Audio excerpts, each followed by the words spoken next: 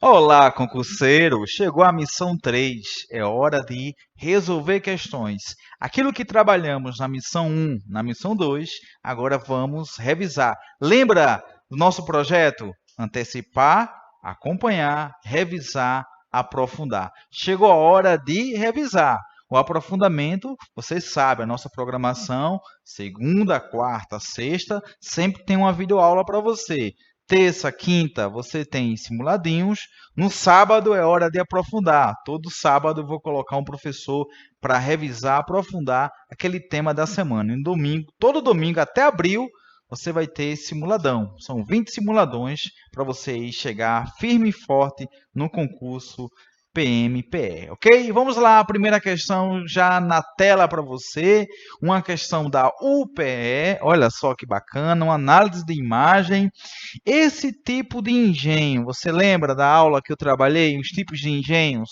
Seria o quê? Um engenho trapiche ou um engenho real? O engenho trapiche é aquele mais simples.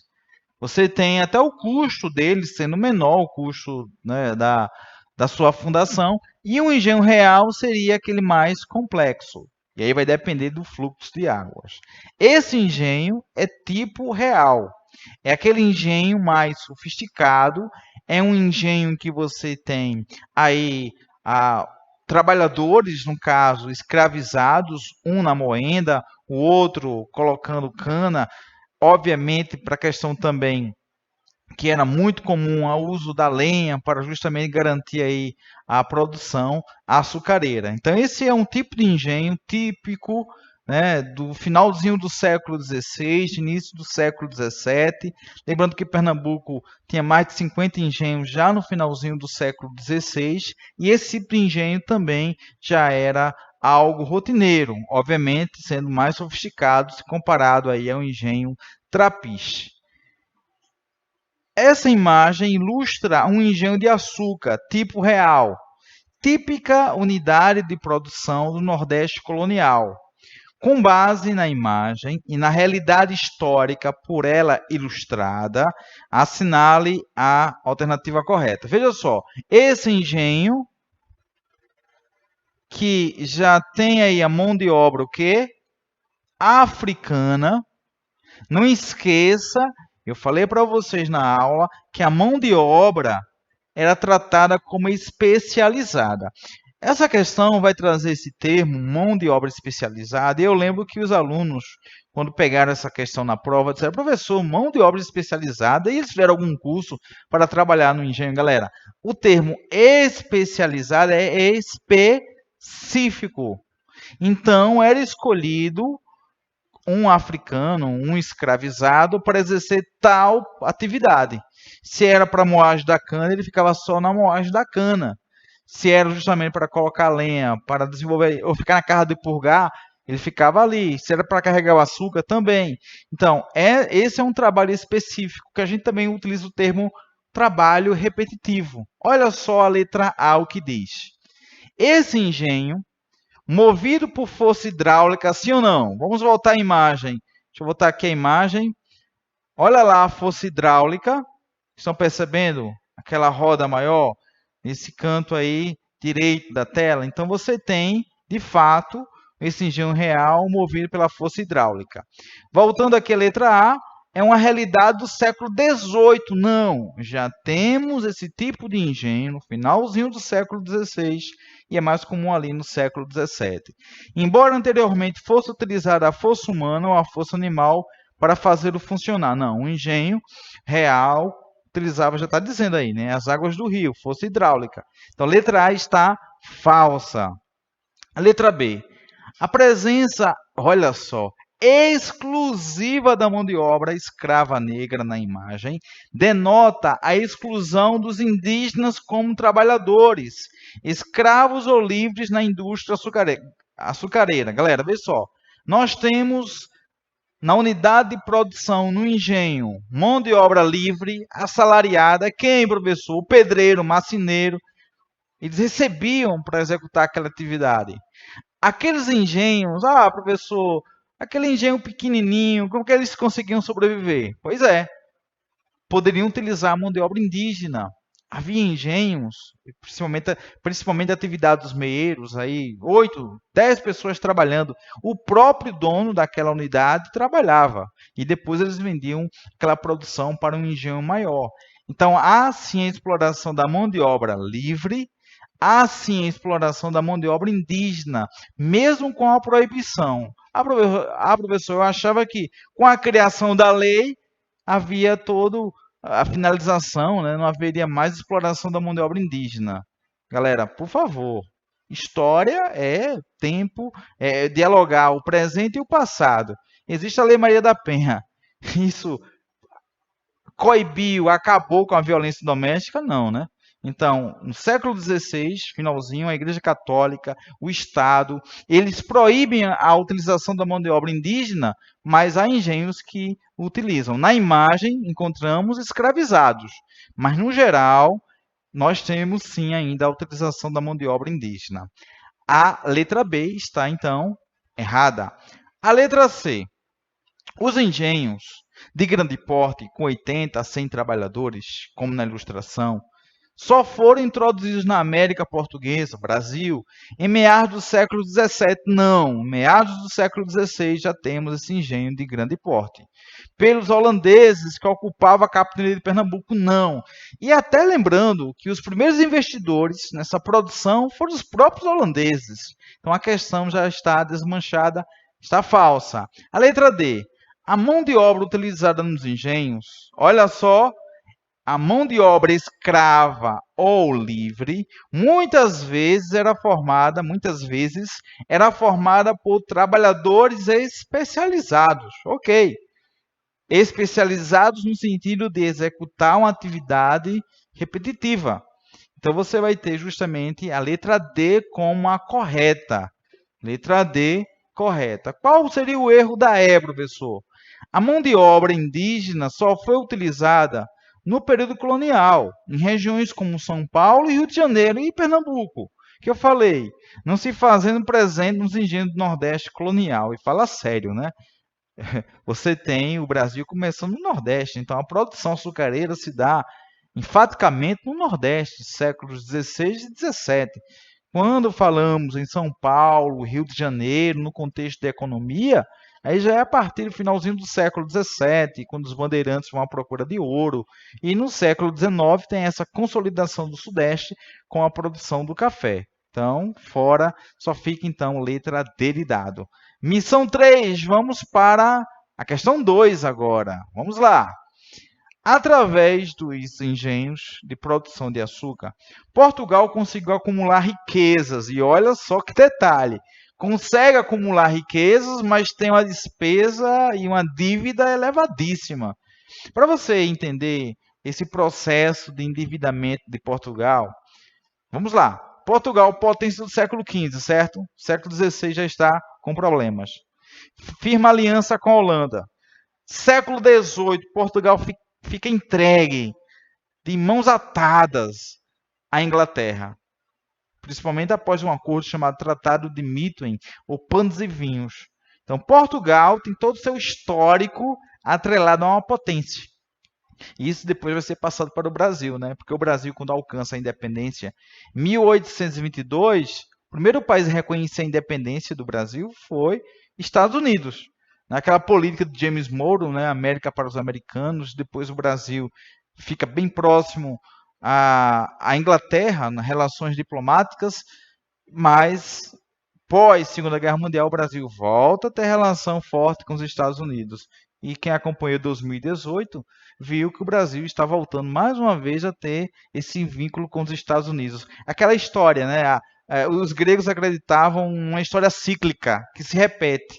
Então, no Brasil, você tem essas nuances nesses 200 anos de história da República, pegando também pedaço do Império. Galera, Portugal, no século XIX, está assim, olha, decadente.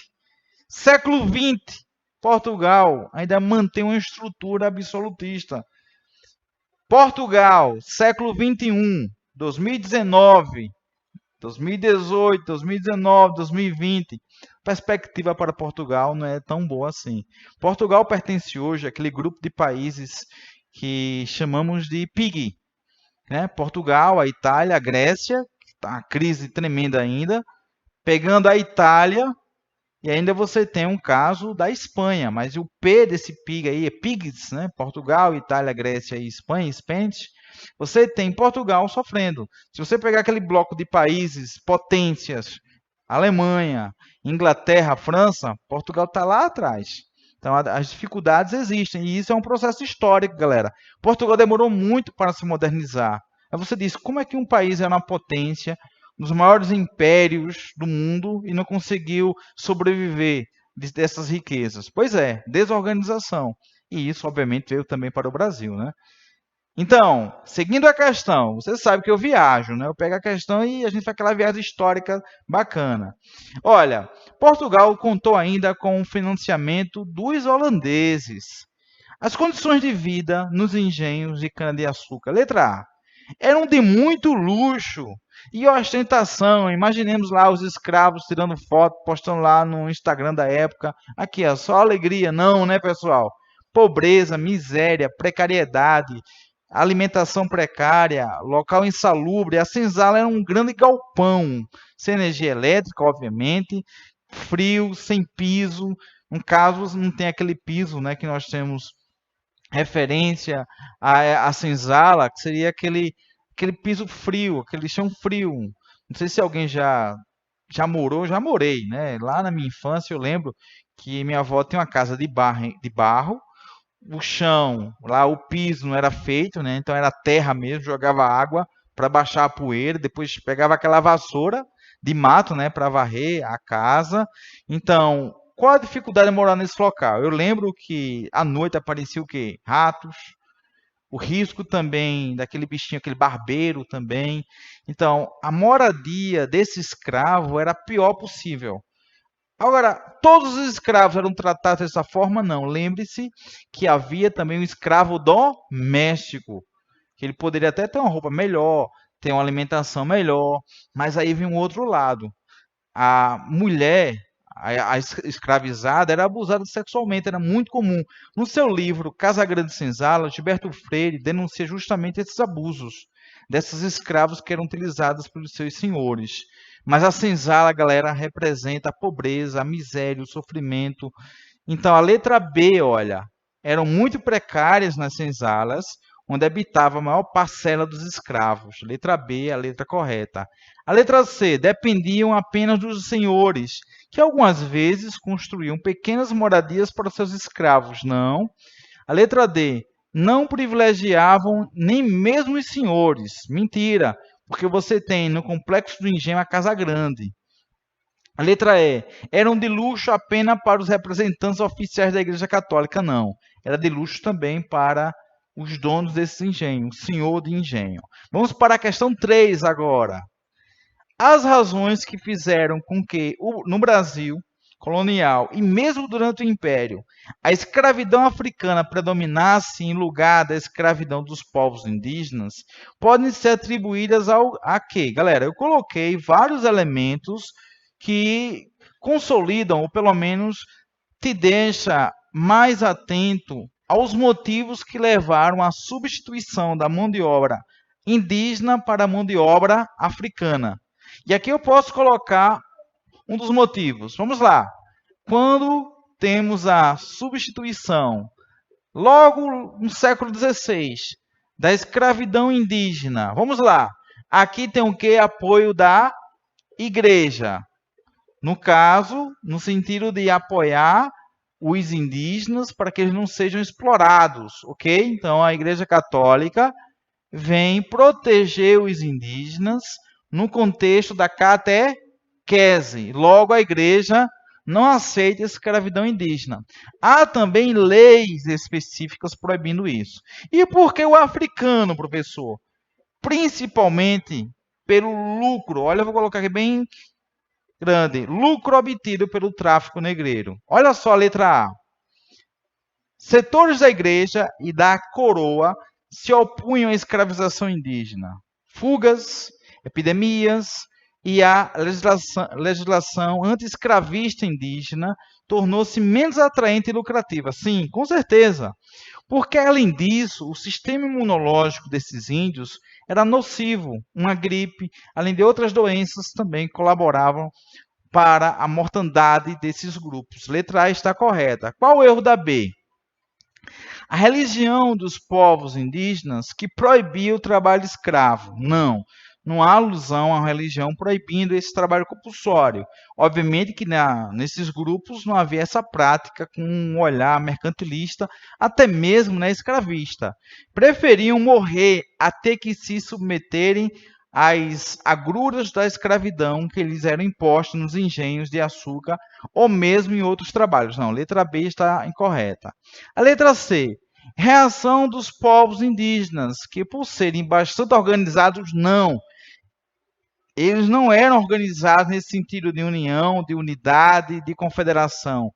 Havia entre eles rivalidades. Então, letra C está falsa. A letra D, a ausência de comunicação entre os portugueses e os povos indígenas e a dificuldade de acesso ao interior do continente. Galera, os portugueses vão conseguir desenvolver um diálogo, a comunicação com esses grupos, principalmente os tupis. Letra E, um enorme preconceito que existia do europeu em relação ao indígena. E não em relação ao africano, não. Eles tinham preconceito com os indígenas e preconceito com os africanos. Os europeus se sentiam superiores aos indígenas e aos africanos.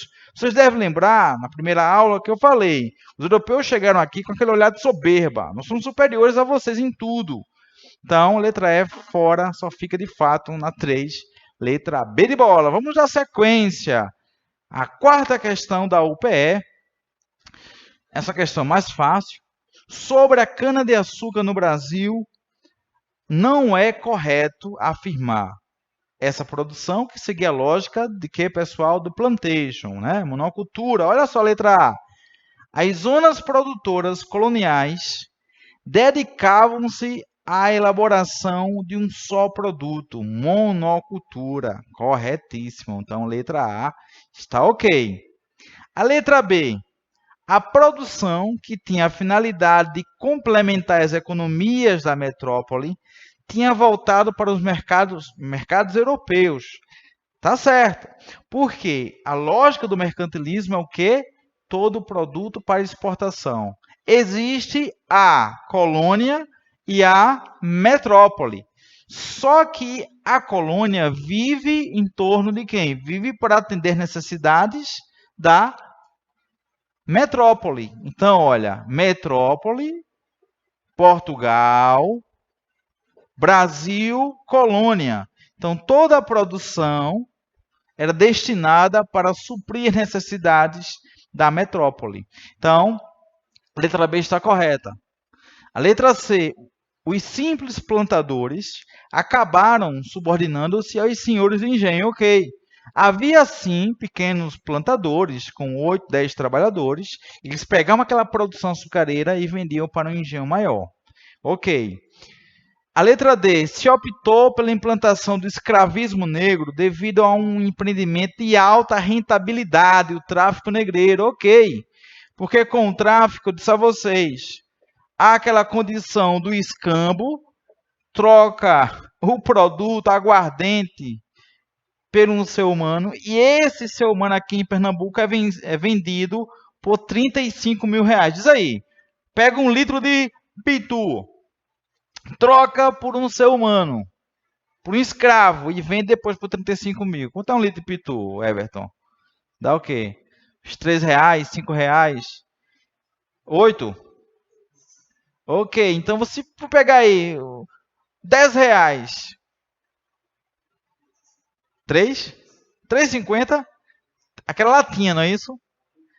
O litro, olha só, Everton sabe. Então, você pegar um litro de pitu, galera, 3,50 e vendo aqui, olha, por R$35 mil. É isso mesmo. Por isso que essa ansiedade e todo esse investimento no tráfico negreiro. Percebeu o lucro? Quem fez esse trabalho de pesquisa foi meu professor da Universidade Federal de Pernambuco, que ele pegou dados e tentou atualizar quanto à questão monetária, quanto custaria um escravo hoje. Aí ele se aproximou de 35 mil reais.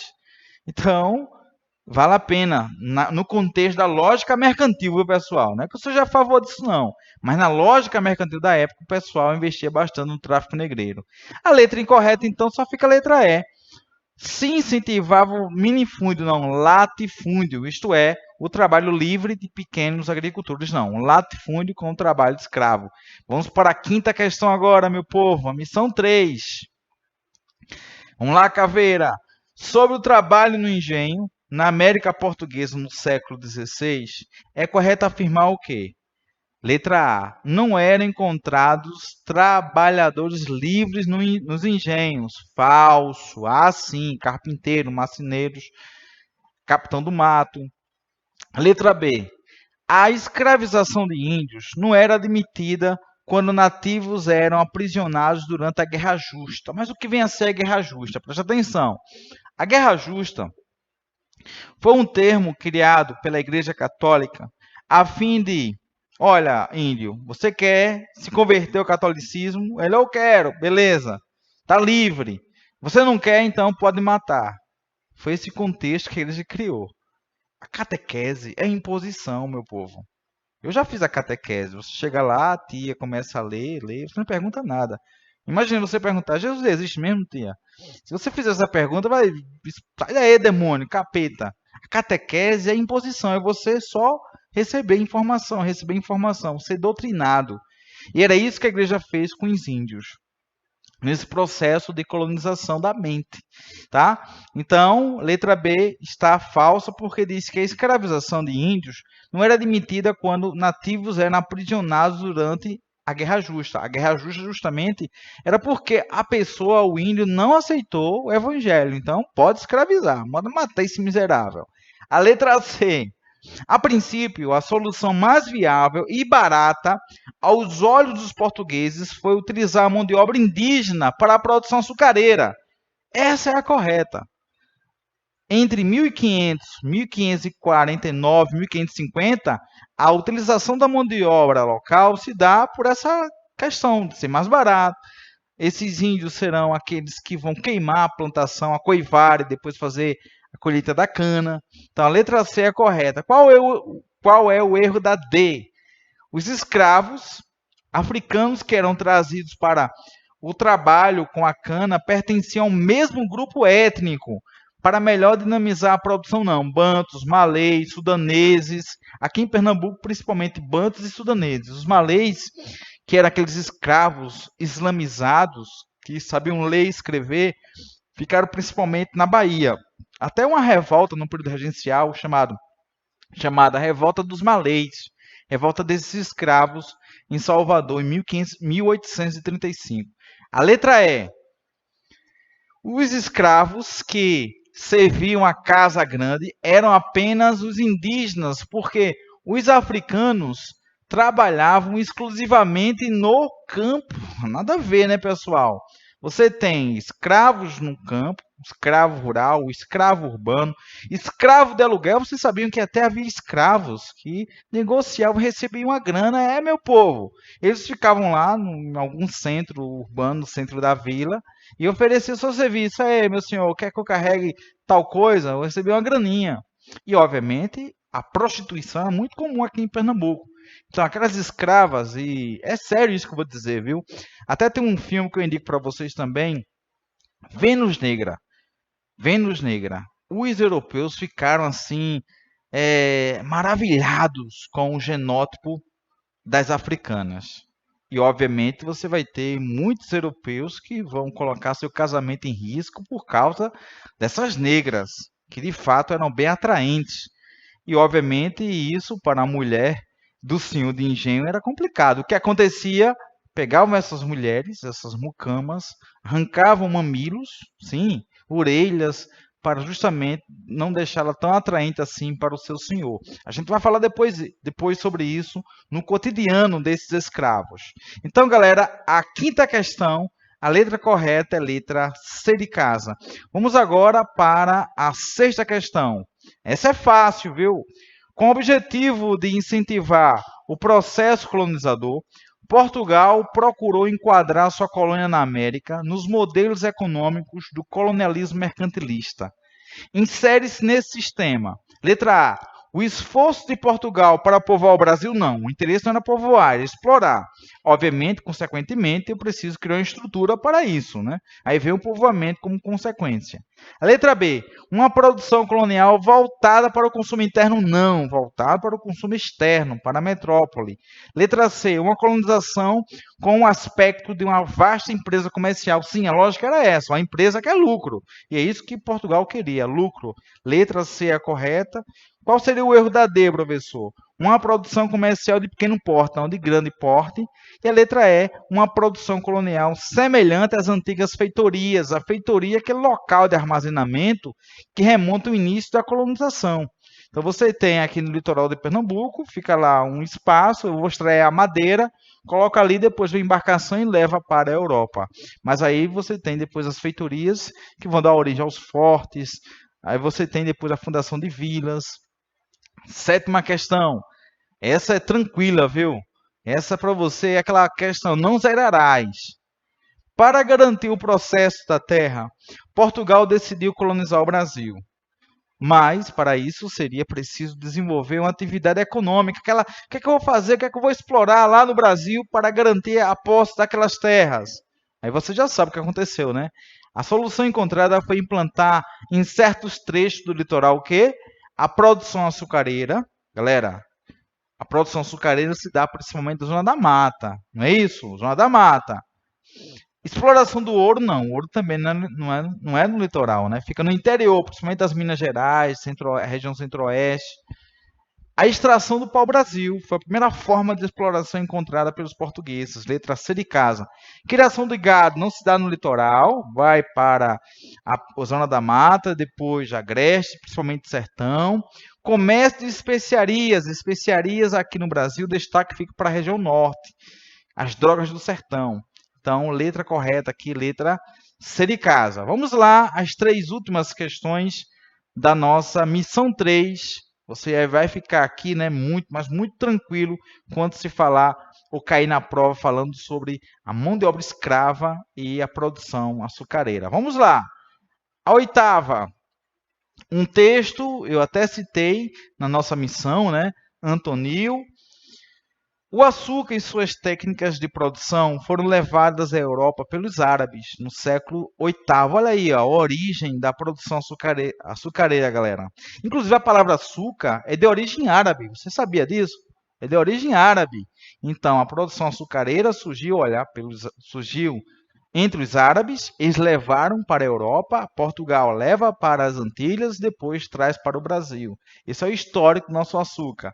Durante a Idade Média, mas foi principalmente a partir das cruzadas, séculos 11 e 13, que sua procura foi aumentando. Nessa época, passou a ser importado do Oriente Médio e produzido em pequena escala no sul da Itália, mas continuou a ser produto de luxo extremamente caro, chegando a figurar nos dotes de princesas casadoiras. Ou seja, estava lá como herança. Na herança colocava-se até mesmo açúcar, para você entender como era algo precioso. Considerando o conceito do antigo sistema colonial, que é a lógica metrópole-colônia, o açúcar foi produto escolhido por Portugal para dar início à colonização brasileira. Em virtude de quê, pessoal? Aí tá fácil. Letra A. O lucro obtido com seu comércio ser muito vantajoso. A letra B. Os árabes serem aliados históricos dos portugueses. Não. Os portugueses, para alcançar a sua emancipação no século XII, teve que expulsar os árabes de lá, ou os mouros, ou sarracenos, como eram chamados. Letra B, fora. A letra C, a mão de obra necessária para o cultivo ser insuficiente. Não, não é questão da mão de obra. A mão de obra vai entrar até mesmo na lógica do lucro, do tráfico negreiro. Então, professor, uma pergunta. Quer dizer que não havia tanto trabalho assim para esses africanos? Galera, hoje, numa visão consensual, não foi a quantidade de trabalho que atraiu esses negros, ou pelo menos que fez com que esses africanos viessem para Pernambuco, mas sim o lucro obtido pelo tráfico. É isso mesmo. Hoje, numa visão consensual entre os historiadores, tem até um encontro nacional de historiadores no Brasil chamado AMPU. É a Copa do Mundo dos Historiadores. Eu tive a oportunidade de ir lá em Floripa, né? Florianópolis, teve esse encontro e a gente chega a esse consenso mais uma vez. Não é a demanda de trabalho, mas sim a lógica de você ter o escravo que serve como luxo. Imaginemos, professor, eu tenho 10 carros, né, do ano, isso e aquilo. Isso significa status. Na época também, eu tenho 80 escravos. Muitas vezes não vou precisar utilizar a mão de obra dos 80, mas ter significa poder. Significa você ter uma posição privilegiada. Então é isso que diz o texto. A letra D. As feitorias africanas facilitarem a comercialização desse produto? Não, porque o produto ia para a Europa. A letra E. Os nativos da América dominaram a técnica de cultivo semelhante? Não, eles não tinham essa técnica. O que eles vão desenvolver a coivara, mas eles não produziam açúcar antes da chegada dos europeus, e nesse contexto já da fundação do engenho. Os primeiros engenhos são fundados, pessoal, a partir de 1532. O engenho São Borja é tido como até o primeiro, um dos primeiros engenhos do Brasil. Não esquecer também que o próprio Martim Afonso de Souza também investiu, viu, lá em São Vicente, na produção açucareira. A oitava questão, galera, a letra A de amor. E aí você tá de boa. Vamos agora para a questão 9. Missão 3. Vamos lá. O país, aí tá fácil, né, pessoal? O país que atuava como um parceiro econômico de Portugal na produção do açúcar por meio do financiamento dos engenhos, refinamento do açúcar e distribuição da mercadoria pela Europa foi Holanda, né? A Espanha não era rival abertamente, porque assinou o Tratado de Tordesilhas, mas também não era parceiro. Vai ter um evento chamado União Ibérica, que vamos estudar depois. A França não aceita o Tratado de Tordesilhas, vem atuar através de seus piratas, seus corsários, principalmente. A Índia, né, distante dessa lógica, porque aí você tem um local de exploração. E Cabo Verde era uma colônia, né, foi colônia portuguesa. Para encerrar, então, a questão 9, letra A, e a 10, para encerrar a nossa missão 3, peso pesado, né, PM. Vamos lá. Também é fácil, aqui para você chegar animado. Qual era a estrutura básica da produção de açúcar implantada por Portugal no Brasil? Letra A. Policultura não, você tem a monocultura. Trabalho assalariado não. Trabalho assalariado é criado no contexto europeu no século XVIII, da Revolução Industrial, e chega aqui ao Brasil a partir de lutas, né, de trabalhadores no século XIX e se torna aí lei 1942, no governo de Vargas, CLT. A letra B, monocultura, ok. Trabalho escravo, ok. Pequena propriedade, não. Grande propriedade. Letra C, monocultura. Trabalho assalariado, não. Letra D, monocultura. Trabalho escravo e grande propriedade. É o que chamamos de plantation, que é o termo utilizado na história dos Estados Unidos. A 10, a letra D. D de dedicação, e eu sei que você está se dedicando, estudando, não pode desanimar, porque esse ano de 2019 é um ano de bênçãos, tá? É um ano da tua aprovação, da tua nomeação, e vai dar tudo certo até a próxima aula, porque você sabe, o concurseiro disciplinado, com certeza, em nome de Jesus, será aprovado. Tchau, pessoal.